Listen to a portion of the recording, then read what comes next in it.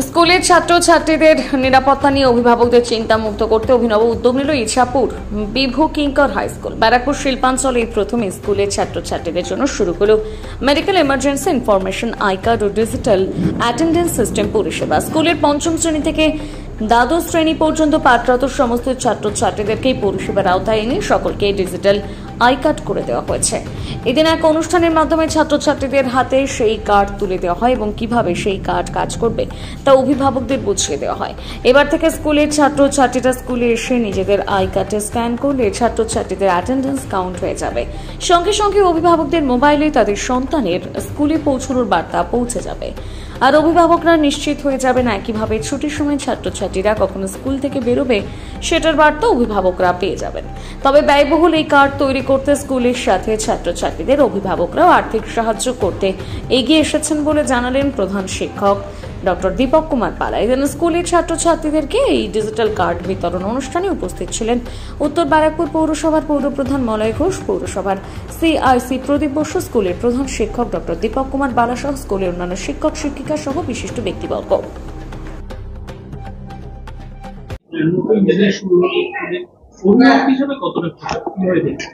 আমরা ভীষণ খুশি, কেননা আমাদের তো আমরা সবসময় একটা টেনশনে থাকি, যেহেতু বাচ্চাদেরকে আমরা সবসময় হয়তো পৌঁছে দিতে পারি না, বাড়িতে মেন যিনি বাবা থাকতে পারেন না, আমার পক্ষেও সবসময় রোজ আসা সম্ভব না, যার জন্য আমরা অটো টোটোর ব্যবস্থা করে দিই। তো এখন যা দিনকাল পড়েছে সেই জন্য আমাদেরও একটু বাড়িতে সবসময় আমরা টেনশনে থাকি খুব, যে বাচ্চা ঠিক মতন পৌঁছতে পেরেছে কিনা, হয়েছে কিনা। তা সেই জন্য এই যে নতুন উদ্যোগটা নেওয়া হয়েছে, খুব খুশি আমরা যে আমার বাচ্চা এখানে এসছে, আমরা ঘরে বসে তার ইনফরমেশনটা পেয়ে যাব, স্কুলে এসছে কিনা, প্রেজেন্ট হয়েছে, তার জন্য আমরা সেই ইনফরমেশন আমরা ঘরে বসে পেয়ে যাব। তার জন্য আমরা ভীষণ খুশি যে এই উদ্যোগটা, নতুন উদ্যোগটা নেওয়া হয়েছে। প্রিয়া চক্রবর্তী, আর আমার ছেলের নাম হচ্ছে জিৎ চক্রবর্তী, ক্লাস 5-এ পড়ছে। আমার এই রিসেন্টলি ভর্তি হয়েছে, ক্লাস 5-এই ভর্তি হয়েছে। খুব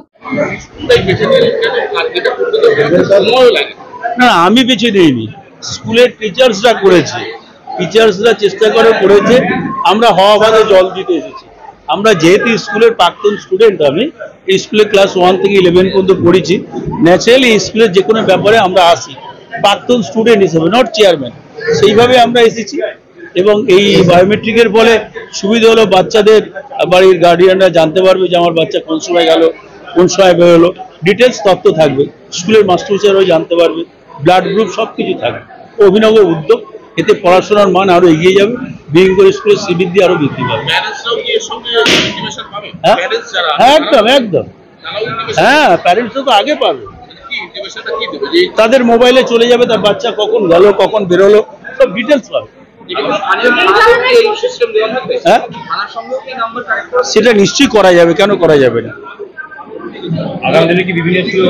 নিশ্চয়ই আমরা আমাদের এখানে যে কটা স্কুল আছে সেই কটা স্কুলে করার জন্য আমরা প্রয়োজনীয় ব্যবস্থা নেব।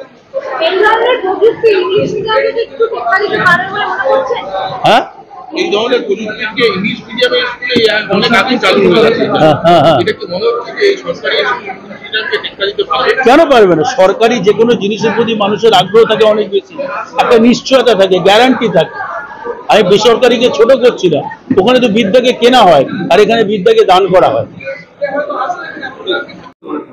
না না, এটা তো নিঃসন্দেহে, এবং শুধুমাত্র ছাত্রছাত্রীদের জন্য নয়, আমাদের এই সিস্টেমটা এমন ভাবেই ডিজাইন করা, কারণ সুরক্ষা প্রতিটা লোকের প্রয়োজন আছে। একদম ছোট থেকে সকালবেলায় যে ভদ্রলোক, বয়স্ক ভদ্রলোক মর্নিং ওয়াকেতে বেরোন, তার জন্য।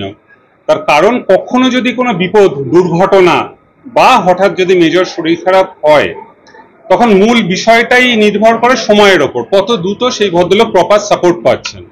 এবং প্রপার ইনফরমেশনের অভাবে অনেকেই যেটা দেখা যায় যে এগিয়ে আসতে ভয় পান। কাউকে পথচারী অসুস্থ হয়ে পড়ে রয়েছে, এটা দেখার পরেও এরকম হয়েছে, আমি আবার ওসবের মধ্যে জড়িয়ে পড়বো, কি দরকার, পুলিশে আমাকে কি জিজ্ঞাসা করবে, আমি তার কি উত্তর দেব। শুধুমাত্র ছোট ছোট ইনফরমেশনগুলোর অভাবে তারা ভয় পেয়ে পিছিয়ে আসে। কিন্তু তারা যদি সাথে সাথে এগিয়ে আসতেন সেই সমস্যাটার সমাধানে, তাহলে হয়তো অনেকগুলো প্রাণ সময় মতো ট্রিটমেন্ট পেত এবং বেঁচে যেত।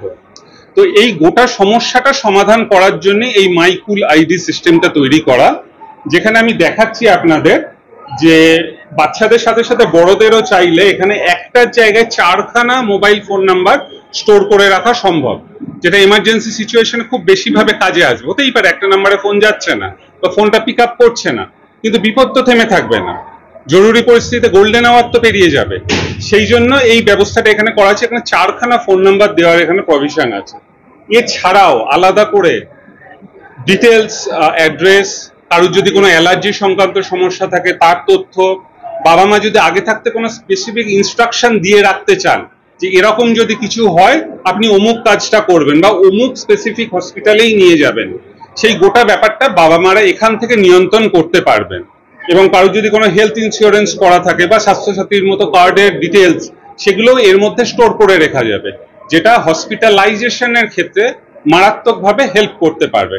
এমনকি সেই ভদ্রলোক কোন থানার আন্ডারে বিলং করে, মানে অনেকে যে পুলিশে ঝুট ঝামেলার ভয়টা পায় না, সেটার জন্য সেই ডিটেলসটাও চাইলে এখানে স্টোর করে রাখা সম্ভব, যাতে স্থানীয় থানা সাথে সাথেই ব্যবস্থাটার মধ্যে হস্তক্ষেপ করতে পারেন এবং যে পথচারী বা যে এগিয়ে এসেছে তাদের সাহায্য করতে তাদের কোনোভাবে অসুবিধা না হয়, তাদের থানা বা ডাক্তারদের যা যা প্রয়োজনীয় তথ্য গোটাটাই এই আইডি কার্ডের মাধ্যমেই পেয়ে যাওয়া যায়।